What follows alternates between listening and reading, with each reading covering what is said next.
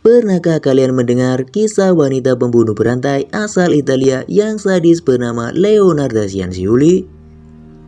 Ya, wanita itu olah potongan tubuh korbannya ke dalam campuran bubur. Bahkan, ia juga gunakan darah korban sebagai bahan adonan makanan ini.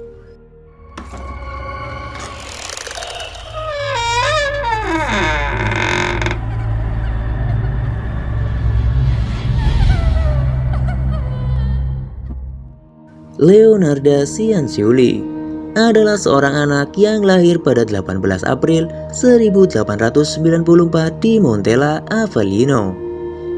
Sang ibu, Emilia Dinolfi, dipaksa untuk menikahi pemerkosanya, Mariano Cianciulli, setelah berita kehamilannya tersebar. Dibesarkan di keluarga miskin, pada awal abad ke-20, Cianciulli kehilangan ayahnya dan tak lama ibunya menikah lagi. Namun, hal itu tidak membuat kondisi keuangannya meningkat.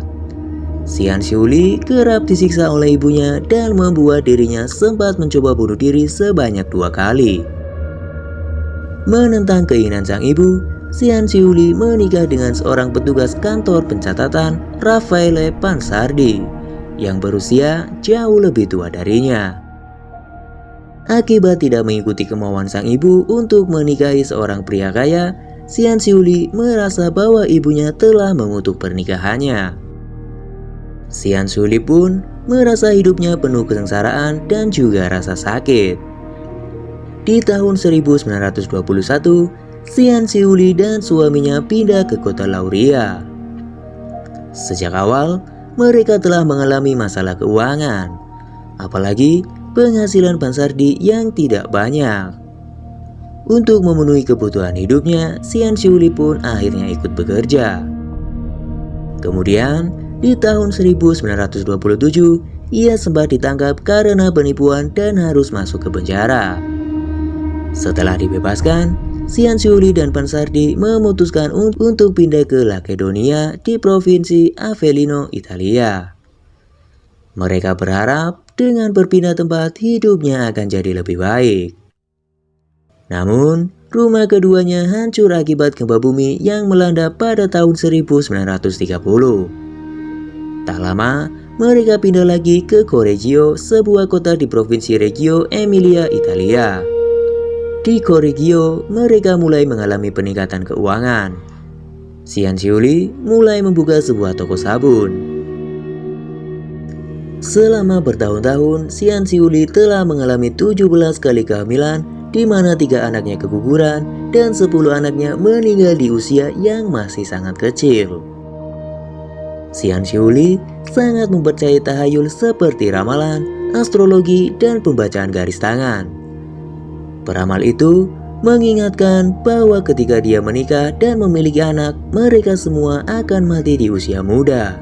Hal ini membuat Cianciulli sangat protektif kepada 4 anaknya. Cianciulli juga sempat bertemu dengan peramal lain yang mengatakan bahwa ia melihat penjara di tangan kanan Cianciulli dan rumah sakit jiwa di sebelah kiri.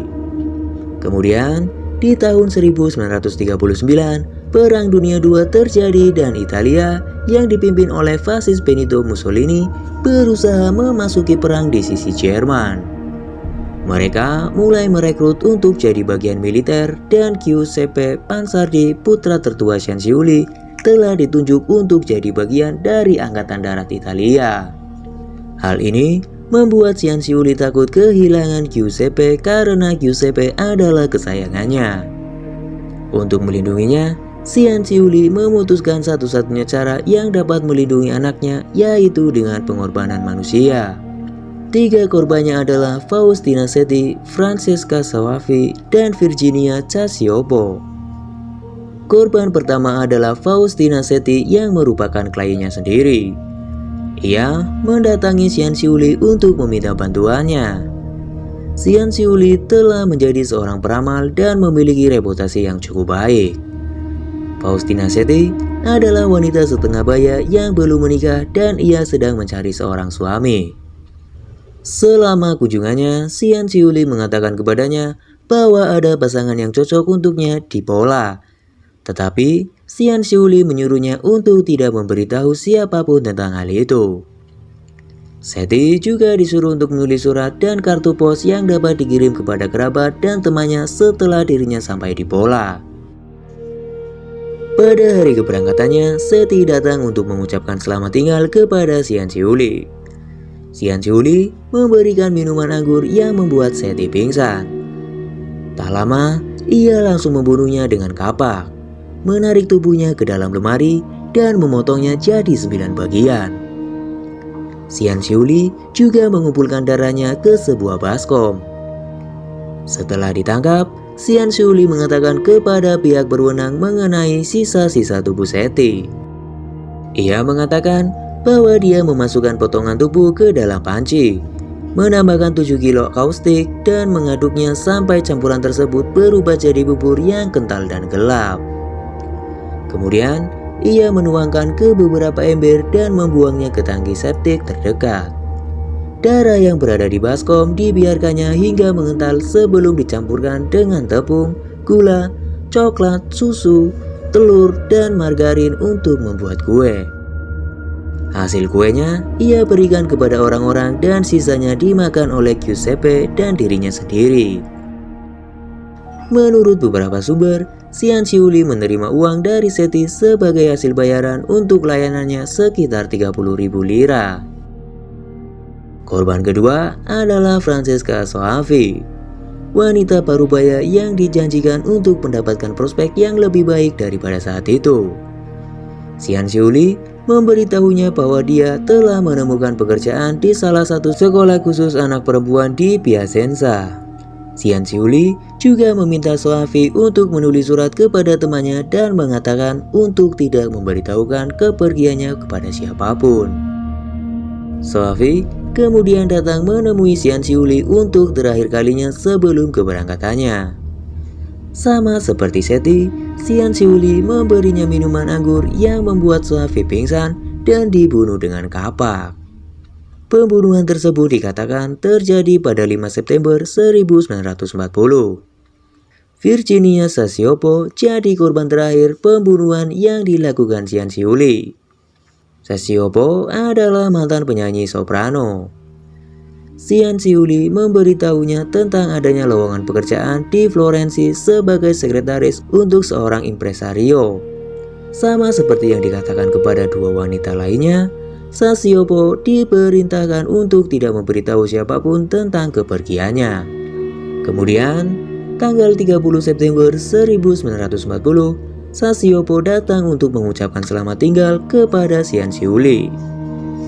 Xian Xiuli menjelaskan apa yang terjadi selanjutnya, di mana ia menggunakan daging Sassiopo dan mengubahnya jadi sabun.